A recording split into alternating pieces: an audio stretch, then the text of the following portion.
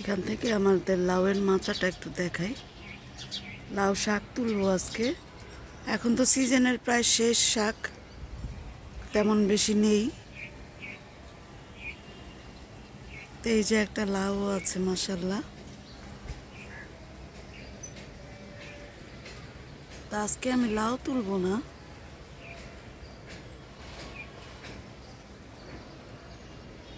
লাউটা আর একটু বড় হবে।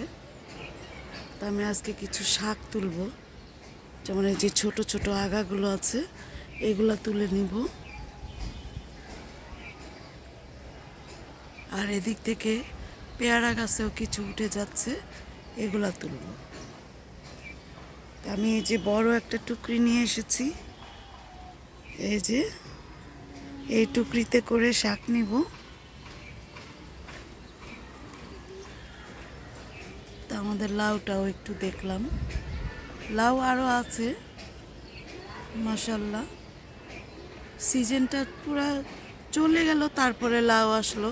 মানে লাউ এসেছিল, পরাগায়ন করা হয়নি, যার কারণে আমরা আর লাউ খেতে পারিনি। তা এখন তো কয়েকটা লাউ হবে ইনশাল্লাহ। তা আমি আগে শাক নেই।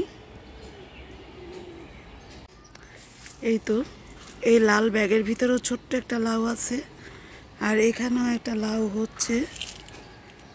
এই তো লাউটা হচ্ছে। আর ওই যে ওদিক থেকে বেঁধে দিয়েছি, ওইখানেও একটা লাউ আছে। তো দেখাই চলেন। এখানে আমাদের ডুমুর হচ্ছে কিছু। এই যে লাউটা, এটার আমি খুলে দেখাবো না। এই যে লাউ, এটা এ পর্যন্ত এসেছে। তো এটা এখানে ঝুলে থাক, এটা আর খুলবো না। আর এই যে অনেক লাউয়ের কড়া ছিল, সব কড়াগুলোই মারা গেছে।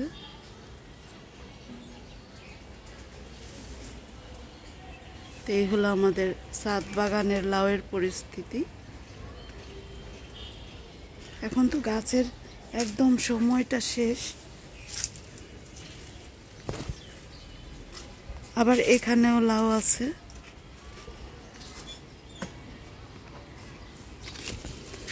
এই যে এখানেও বেঁধে দিয়েছি, এখানেও লাউ আছে।